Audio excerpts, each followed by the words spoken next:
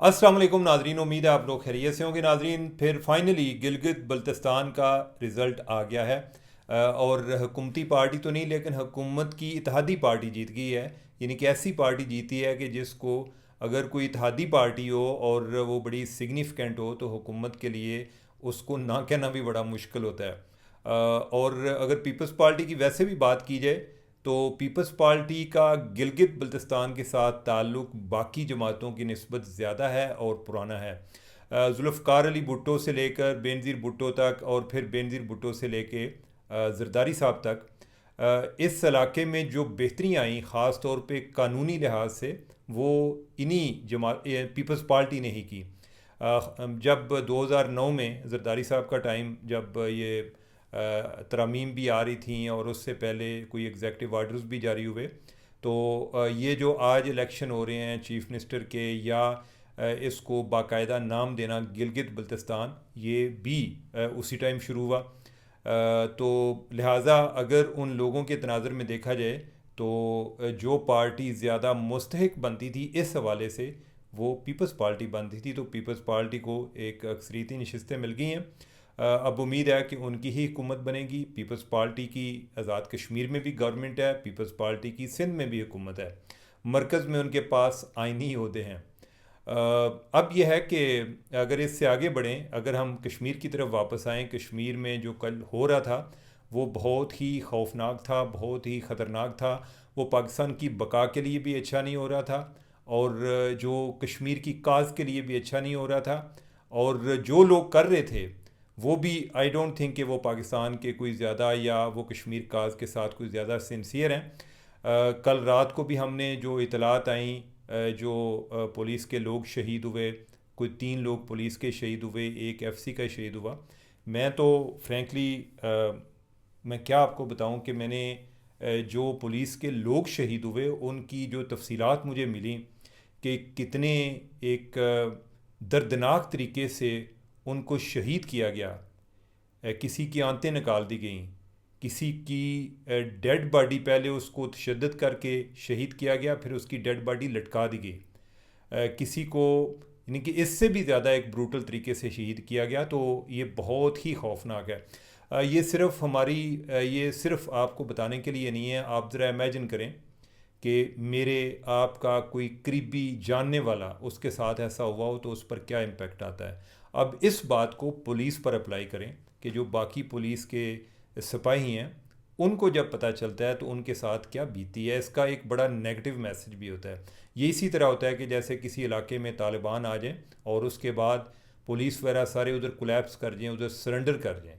इसीलिए जो law enforcement agencies हैं उनको सबसे ज़्यादा टारगेट किया जाता है, क्योंकि आम लोग जो हैं वो तो हो सकता है कि ज़्यादा ट्विटर पे बैठ के को फेसबुक पे कैंपेन चलाएं। जिन्होंने उनको फेस करना होता है, जिन्होंने एक कानून की रेट को इस्टेब्लिश करना होता है, उस पर अमल दरामद कराना होता है, वो तो लॉ इन्फोर्समेंट एजेंसीज़ होती हैं।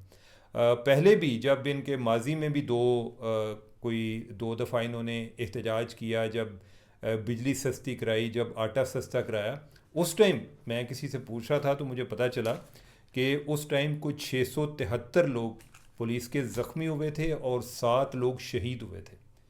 तो मैं तो ये बातें सुन के, यानी कि उस टाइम से सोच में पड़ा हुआ हूँ कि आखिरकार पुलिस उधर काम भी कर सकती है या नहीं कर सकती। इसका एक मतलब ये भी है कि पुलिस की उधर कोई सरपरस्ती करने वाला नहीं है। अगर पुलिस को यही पता चलेगा हमारा यही इंजाम है, हमने इन लोगों के हाथों इसी तरह एक एक दर्दनाक तरीके से शहीद होना है, तो आई डोंट थिंक कि पुलिस वाले कोई उनका मुराल ज़्यादा अप होगा। तो लिहाजा अगर आप चाहते हैं कि कोई उधर रेट इस्टेब्लिश हो तो पुलिस जो है उसको एम्पावर किया जाए, उसको बाइख्तियार किया जाए।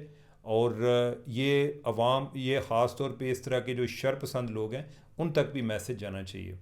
आज मैं कोई एक ऑडियो भी सुन रहा था जिसमें उनका जो ये जो कमेटी बनी हुई है इसका जो लीडर है वो दूसरे को कह रहा था कि उधर से रावला कोर्ट में जब तक मामलात ख़राब नहीं होंगे बाकी जगहों पर हम कर नहीं सकते। तो रावला कोर्ट जो है वो कल जो कुछ हुआ वो भी रावला कोर्ट में हुआ। ये बड़ा प्लानिंग के साथ हो रहा है। इस पे ख़ास तवज्जो देने की ज़रूरत है। इसको इतना एक नाजुक तरीके से, या जी के जो लोग हैं वो बस जो है यानी कि उनके मसाइल नहीं हल हो रहे, अदरवाइज़ जो है लोग क्यों बाहर निकलेंगे, ऐसी बात नहीं होती। नाजरीन, मैं तो हैरान हूँ। आज भी मैं आपसे बात करने से पहले 5 लोगों से बात कर चुका हूँ। मुझे यकीन नहीं आ रहा, रात कल भी शायद मैंने कोई गोल मोल आपसे बात कर दी थी कि उधर जो बिजली का यूनिट है वो 3 रुपये है। इमेजिन कि कितने से 30 रुपये था, 30 रुपये से 3 पर आया। तो आप ज़रा इमेजिन करें कि इधर आप पाकिस्तान में कर दें, जो सी पार्टी करेगी सारे अगली दफ़ा वोट उसी को देंगे। तो हमारे यहाँ पाकिस्तान में जो एक गरीब तरीन तबका है उसको भी 3 रुपये का यूनिट मुयसर नहीं है। उसको 10 रुपये में मिलता है, जो कि 100 यूनिट इस्तेमाल करता है। सिर्फ 100 यूनिट से अगर आगे इस्तेमाल करे तो उसका बिल भी आगे फिर परवाज़ पर चला जाता है। और आप जो बाकी लोग हैं जिनका कोई 200-300 से ज़्यादा जिनके यूनिट इस्तेमाल हो रहे होते हैं, आपको पता है कि आपका यूनिट कितने में पड़ता है? 55 रुपये में पड़ता है। तो अगर आपको 3 रुपये में मिले या आपको 10 रुपये में मिले, तुसी तो जनाब उल्टियाँ छाड़ा मारोगे, तुसी लुडियाँ मारोगे। ठीक है, तो बात यह है कि पूरे पाकिस्तान को बिजली फ्री मिलनी चाहिए, लेकिन क्या बिजली हमें कोई किधर से आती है? बिजली इधर से पैदा होती है ना। आप ये तो नहीं है कि गवर्नमेंट जो है उसने कोई दरख्त तो नहीं लगाए हुए ना कि उन्होंने जब चाहे तो वो दरख्त को ज़रा हिलाएंगे और वो पैसे नीचे गिरना शुरू हो जाएंगे। ये पैसे किसी ना किसी को देने पड़ते हैं। ठीक है, तो लिहाजा ये कोई तरीका नहीं है कि आपको इतनी ज़्यादा मरात भी दी जाए, इसके बावजूद आए दिन आपके मुतालबात जो हैं वो कम ही ना हो। आटा जो है, आटा पता है किस तरह है? सोचें ज़रा, अंदाज़ा लगाएं। आटा उधर 2100 रुपये मन है, 2100 रुपये का 40 किलो आटा। मैंने प्रोग्राम करने से पहले जिस शख्स से मैं आटा लेता हूँ, मैंने कहा कि मुझे कोई गलतफहमी ना हो जाए, मैं आमतौर पे 20 किलो आटा मंगवाता आता हूँ। मैंने पूछा, मैंने कहा कि 40 किलो कितने का है? उसने कहा जी 7200 का है। 7200 का, और उधर कितने में मैं आपको बता रहा हूँ? 2100 रुपये में। ठीक है, इसके बावजूद नाराज़गियाँ ख़त्म नहीं हो रही, जो महरूमियाँ हैं कि वो ख़त्म होने का नाम नहीं ले रही। नाजरीन, इंसान के बारे में अल्लाह ताला कहता है कि यह न शुक्र है, इसकी सृष्टि में है। ये सिर्फ कोई उनकी बात नहीं मैं कर रहा, जिसको जितना भी है। इवन मैं जो आज चाह रहा हूँ, जो आज मेरा ख्वाब है, जिस दिन ये पूरा हो जाएगा ना, कुछ दिन मैं लुटियाँ मारूंगा, उसके बाद मैं कहूँगा वो फ़लानी शाय भी मिल जाए ना। ये ख्वाहिशें कभी पूरी नहीं होती, और इनके हसूल के लिए कोशिश करनी चाहिए। ये ज़िंदगी का हिस्सा है। लेकिन इसका ये मतलब नहीं है कि आपके पास जो है चीज़ें उनको याद ही ना रखें, आप न शुक्रे ना हो, मज़ीद की जस्तजू जारी रखें, लेकिन न शुक्रे ना हो। आप ज़रा इमेजिन करें कि जो चीज़ें आज आपके पास हैं वो भी ना होती तो फिर क्या होता। और जहाँ तक इनका तल्लक है, जिनके नौकरियाँ डबल पाकिस्तान में भी मिल सकती है, उधर भी मिल सकती है। कारोबार उधर भी हो सकता है, पाकिस्तान में भी हो सकता है। प्रॉपर्टी उधर भी ख़रीद सकते हैं, पाकिस्तान में भी ख़रीद सकते हैं। नाराज़गी है, नाराज़गी कहीं ख़त्म ही नहीं हो रही। और मुतालबे जो है ना, जिस तरह के वो मुतालबे करते हैं, मैं अभी वो मुतालबे दोहराना नहीं चाहता।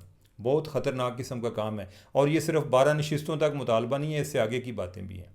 ठीक है, ये मुतालबे ख़त्म होने वाले नहीं हैं। तो लिहाजा इनको किसी जगह पर रोकें, और जो उन लोगों के कोई जायज़ मुतालबात हैं वो उनकी बात ज़रूर सुनी जाए। और उसके बाद जो हैं कोई जो लोग शर्पसंद हैं उनका भी मुहासबा बहुत ज़रूरी है। तो हम आगे बढ़ते हैं। आगे हम आते हैं कि ईरान के हवाले से जो आपको बताया था, सूरत हाल कोई बेहतर नहीं हो रही, मर्ज़ बढ़ता गया जूं जूं दवा की। आपको मैंने बताया था कि लबनान वाला इशू चल पड़ा है, उसके बाद से दोबारा कोई आपस में कोई फ़ायर एक्सचेंज होने का ख़दशा एक शुरू हो गया था उसके बाद, और वो हुआ है अब कि इसराइल और ईरान जो है उनके दरमियान कोई ईरान ने उधर मिसाइल फेंके, उन्होंने इनके इसराइल ने ईरान के डिफेंस सिस्टम को टारगेट किया। और जो इस टाइम जो सदर ट्रम्प की सूरत हाल है वो एक टूथलेस प्रेसिडेंट की है।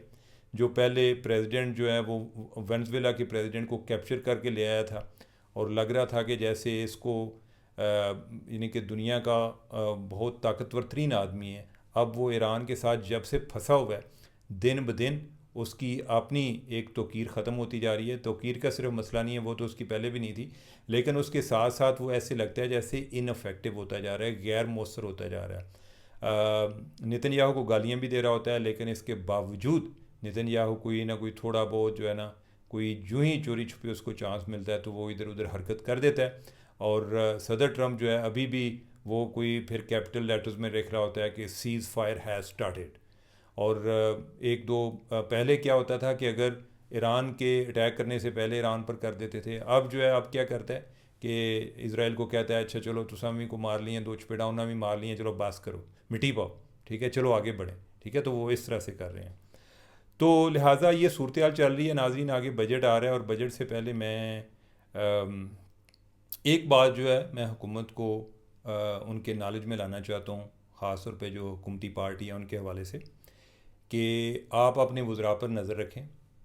आपके वज़रा जो हैं वो उनके बारे में बहुत सी, यानी कि आई डोंट थिंक, मैं ये भी क्लेम नहीं करता, सब की बात नहीं कर रहा, लेकिन कुछ वज़रा उनके बारे में मुख्तलिफ़ किस्म की बातें चल रही हैं। और जब बातें चल रही का लफ्ज़ मैं इस्तेमाल करता हूँ, ये कोई ऐसी भी क्या कहते हैं यानी कि बेसलेस भी नहीं है, और काफ़ी चीज़ें पैसा पूसा बना रहे हैं। तो अपने वज़रा पर नज़र रखें, यही आपके कहीं जवाल का सबब ना बन जाए। तो अगर आप नज़र मारेंगे, उम्मीद मुझे यही है कि आप तक पहले ही इतलात पहुंच चुकी होंगी या पहुंच रही होंगी, और अगर नहीं पहुंची तो ख़ुद अपने इर्द गिर्द लोगों को पूछें, आपको पता चल जाएगा कि कौन क्या कर रहा है, ज़मीनें ख़रीद रहा है और कोई कारोबार लगा रहा है, क्या कर रहा है, ठीक है। तो आपको पता चल जाएगा। तो उन पर नज़र रखें, उनको कंट्रोल करें, अदरवाइज़ यही चीज़ जो है कहीं आपके जवाल का सबब ना बने। तो नाजरीन, ये हुकूमती अकाबरीन को भी मैं ये कहता हूँ कि ये थोड़ी बात को ज़्यादा जाने, और इसके साथ मैं इजाज़त चाहता हूँ। मुझे दें इजाज़त। अल्लाह हाफिज़।